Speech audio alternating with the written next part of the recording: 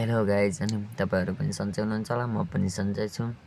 अनि म चाहिँ भर्खरै सुतेर उठेँ। अनुसार चाहिँ फलक राख्नुपर्छ भन्ने मनमा आयो।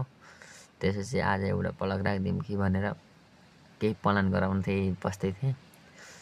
ओ चाहिँ के प्लान गर्ने त मलाई थाहा छैन एक्ज्याक्ट। अब चाहिँ बाहिर निस्किन्छु र के प्लान हुन्छ अब त्यहीँ हेरौँला है त। म त गाइज बाहिर निस्किन लागिसकेको छु। अब यहाँ भर्याङ छ कि हाम्रो भर्याङबाट झर्छ। म चाहिँ बाहिर निस्किसकेँ भर्खर। अनि आजको चाहिँ भ्लग चाहिँ मैले यहीँ घरको वरिपरिको वातावरण देखाउँदैछु। र हाम्रो चाहिँ यहाँ चाहिँ मकै केरो सुकाएको छ।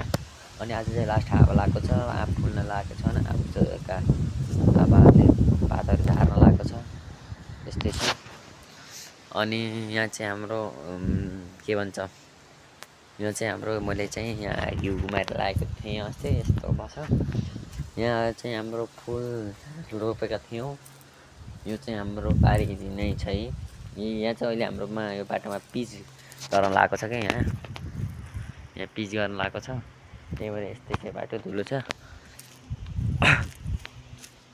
अनि आज चाहिँ अरू त केही न केही त गर्नु पर्यो। के गर्नु पर्यो हो भने खोइ के प्लान गरौँ के प्लान गरौँ। अनि आजको प्लान चाहिँ केही छैन मेरो प्लान। अनि बनाउने चाहिँ प्लान चाहिँ छु। केरो चाहिँ भइरहेछु भर्खरको।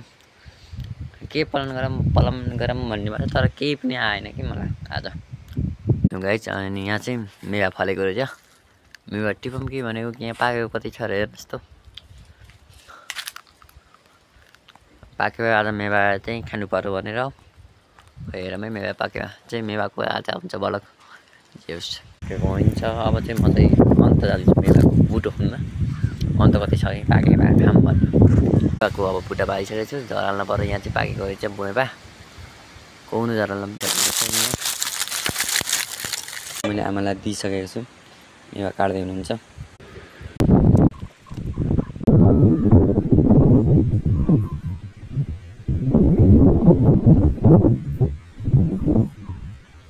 काट्न लागिराख्नु भएको छ। अब चाहिँ हामीले टक्क काटेर खाइन्छ। कहीँ अब मेवा चाहिए भए खाने भए आउनुहोस्।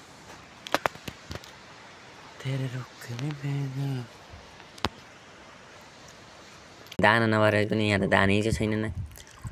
अझै बच्चा यो रेडी भइसकेको छ। अब मैले पनि खान्छु। यहाँ मेवा खान लागिरहेको छु।